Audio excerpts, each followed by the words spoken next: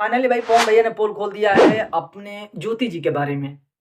ज्योति जी के बारे में ये कहे हैं कि एक पेट में उनका गोली लगा है और दूसरा तो बहुत बड़ा टिप्पा टिप्पणी है कि इनका किसी और से अफेयर चल रहा था। मतलब ज्योति जी का किसी और से अफेयर, इसके वजह से हमने तलाक लिया है और हमको तलाक चाहिए। लेकिन ज्योति भाभी है कि मानती नहीं है, उनका चाहिए गड्डी, मतलब पैसा चाहिए।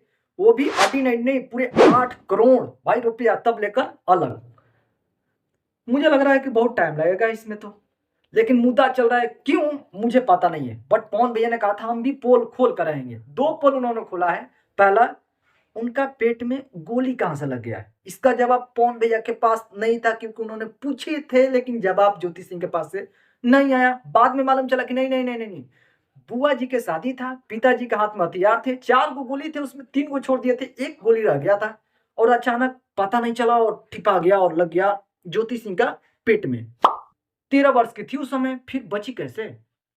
एक बार लोग मार देते तो कहानी साफ हो जाता है। बहुत सोचने वाली क्रिटिकल केस है। मतलब ज्योति भाभी का दूसरा जन्म है ये, और फाइनली ये पवन भैया के साथ जुड़ाव हो गया।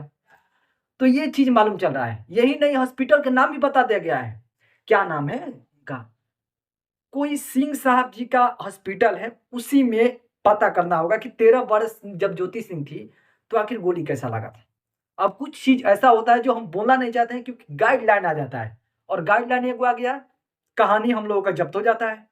मतलब टीपा टिप्पणी बोलो लेकिन गलत शब्द जुबान से मत निकालो भाई, ठीक है? तो फाइनली पवन भैया ने 2 पोल खोला है, तीसरा पोल कौन होगा अभी? और पवन भैया ने बोला है कि अगर हमारा बारे में कोई भी बोला तो फिर खोल देंगे अपना सब पोल। और फाइनली 2 पुल तो पेपर में आ गया है, तीसरा का वेट कर रहे हैं हम बैठे बैठे यहाँ पर। सारा यूट्यूबर आ देख रहे हैं कि पवन भैया कब खोल रहे हैं नए का पुल।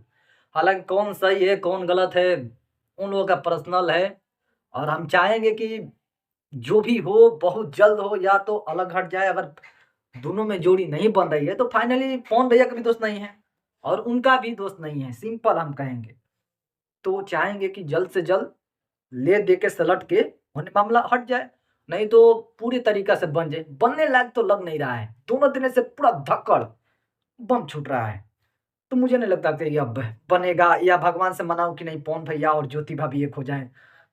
अब तो चाहेंगे नहीं, क्योंकि जो मुद्दा अब वायरल हो गया है, किसी घर का महिला इंटरव्यू दे रही है, वो भी पर्सनल पवन भैया के बारे में। इतना पवन भैया तो मानेंगे नहीं, और पवन भैया जब जो टारगेट कर देते हैं वो पॉइंट पूरा करते हैं।